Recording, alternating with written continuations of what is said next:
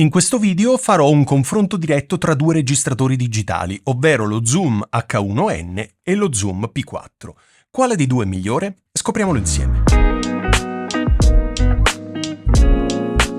Come ti dicevo nell'introduzione di questo video, oggi siamo qui con due registratori digitali che io personalmente adoro e che utilizzo costantemente nei miei video, ma non solo, che sono appunto lo Zoom H1N e lo Zoom P4. Come puoi vedere, esteticamente sono abbastanza diversi, anche se entrambi sono portatili. Analizzeremo questi due registratori digitali da più punti di vista: funzionalità, suono, portabilità, costruzione e costo. Ok? Iniziamo. Una piccola premessa prima di iniziare: in questo video non sentirai come suonano questi due registratori perché sul mio canale ci sono già tanti video per ognuno di questi registratori, quindi se ti interessa vai a cercare lo Zoom H1N e lo Zoom P4 sul mio canale perché trovi veramente tantissimi video, tantissimi test, addirittura accessori eccetera eccetera, quindi non è il caso di replicare ancora una volta quel tipo di video. Ok? Chiusa la premessa, iniziamo veramente. Dal punto di vista della funzionalità, provo ad illustrarti un po' come funzionano questi due registratori. Questo qui è lo Zoom H1N, come puoi vedere ha due microfoni, quindi può offrire una registrazione stereo, ha l'ingresso per un microfono e nei miei video ti ho dimostrato come possiamo collegare a questo strumento anche microfoni come ad esempio questo. Ora, questo è il T-Bone BC500, sì, ma prendilo come esempio di microfono che grazie a un cavo particolare è possibile collegare a questo registratore. Ok, quindi non solo puoi utilizzare i microfoni stereo di questo registratore, ma anche tramite un apposito cavo puoi utilizzare qualsiasi tipo di microfono e questo è molto interessante. Ha l'uscita cuffie, quindi puoi monitorare in tempo reale ciò che stai registrando. Funziona a batterie, con due batterie piccole, ok? E cosa interessante è il supporto per essere montato su qualsiasi treppiedi, stativo, cavalletto, braccio, eccetera, eccetera. Ha una porta USB di vecchia generazione, non è la USB-C, e questo però ci permette comunque di utilizzare questo microfono come scheda audio. Quindi puoi attaccarlo al tuo computer e utilizzarlo come scheda audio. Non ha nessun'altra funzionalità se non un limiter, molto utile per evitare picchi.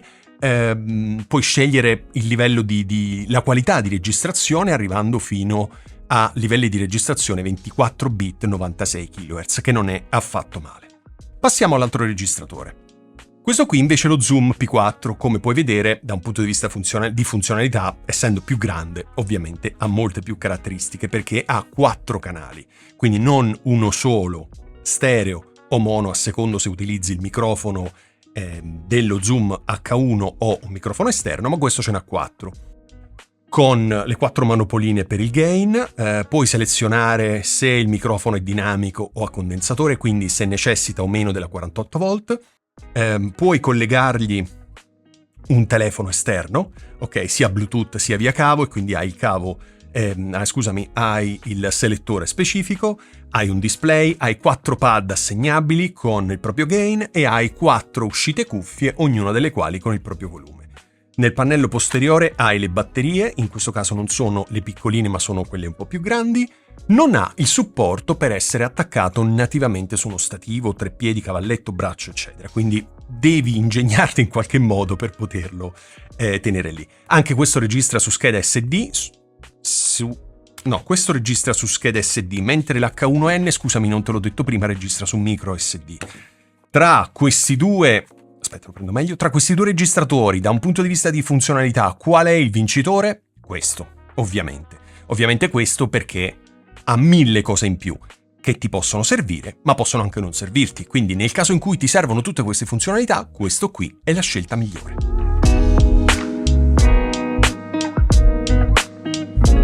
Arriviamo al secondo punto di confronto, ovvero la qualità del suono. Questo qui, lo Zoom H1N, sulla carta è migliore perché arriva a 24 bit 96 kHz, quindi è molto più nuovo come tipo di registratore, come qualità del suono rispetto a questo che invece arriva a 16 bit 44 kHz.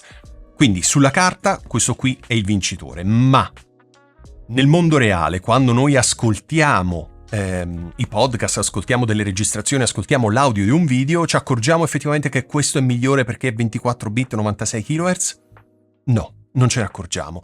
Quindi seppure sulla carta questo qui è il migliore, quindi è un fatto tecnico, quindi non c'è da essere d'accordo o meno, questo qui è il migliore proprio per le specifiche tecniche, però nel mondo reale sinceramente la differenza non c'è. Quindi da un punto di vista del suono io darei un giudizio di parità, perché nessuno dei due è il miglior registratore sul mercato. Entrambi i preamplificatori non sono la cosa più silenziosa del mondo, ma nulla che con equalizzazione, compressione, noise gate, eccetera, eccetera, tu non possa sistemare. Infatti, se vai a vedere i miei video, ti accorgi che l'audio è assolutamente decente, ok? Quindi io darei un pari.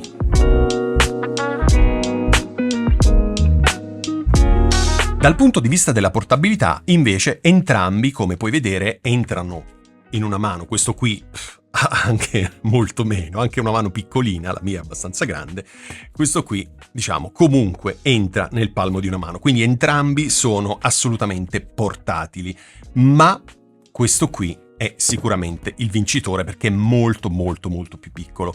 Questo lo puoi mettere anche in una tasca del jeans, questo qui no. L'unica cosa che ti dico nel tuo interesse è che siccome questo ha la manopolina, per quanto tu possa premere il tasto hold che blocca tutti i tasti, questa manopolina qui comunque può girare. Allo stesso modo qui non c'è un tasto hold, quindi qualsiasi di queste cose può girare, qualsiasi manopolina intendo. Quindi se metti in tasca, questo è più facile metterlo in tasca, questo a meno che tu non abbia delle tasche giganti, puoi metterlo in tasca, però fai molta attenzione perché ok che sono portatili, ma hanno dei controlli analogici per cui puoi modificare il gain e nel momento in cui stai modificando il gain in una registrazione è finita. Quindi per la portabilità io voto questo.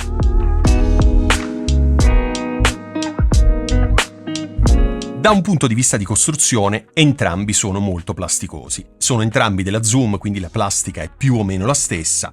Il colore cambia, ma voglio dire, le parti sono, senti, è tutta plastica. Ora, che cosa vuol dire? Vuol dire che se li lanci si rompono, ma se li tieni con cura, come faccio io, li tieni sempre in uno zaino o in una custodia morbida, protettiva o altro, non hai nessun tipo di problema. Ripeto, se viaggi in giro per il mondo e le tue borse vengono sballottate qui e lì tra aerei, navi, treni, eccetera, potresti incorrere in qualche problema, ma se fai una vita più tranquilla invece li utilizzi in studio o comunque quando li porti in giro fai molta attenzione e le tue valigie non vengono sballottate in giro per il mondo su vari mezzi di trasporto, allora sinceramente io darei un pari. Ripeto, non è la migliore costruzione del mondo, non è la migliore plastica del mondo, ma tutto sommato fanno il loro lavoro.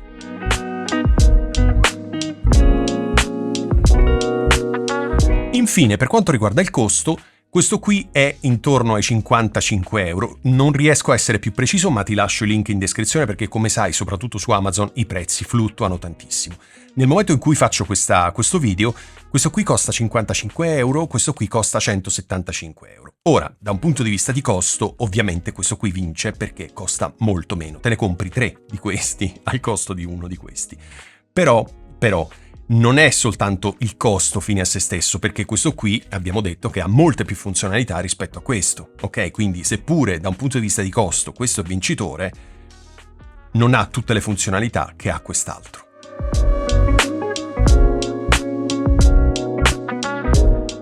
Ok, siamo arrivati alla conclusione, quindi qual è il vincitore tra lo Zoom H1N e lo Zoom PodTrack P4? Rullo di tamburi.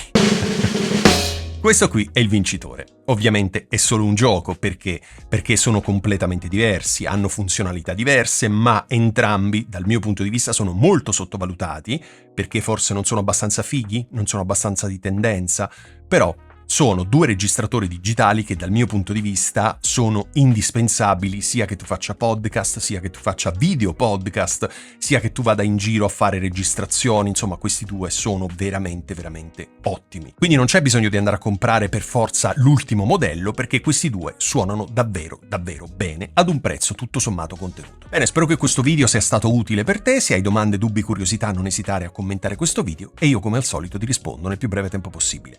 Noi ci vediamo settimana prossima. Ciao!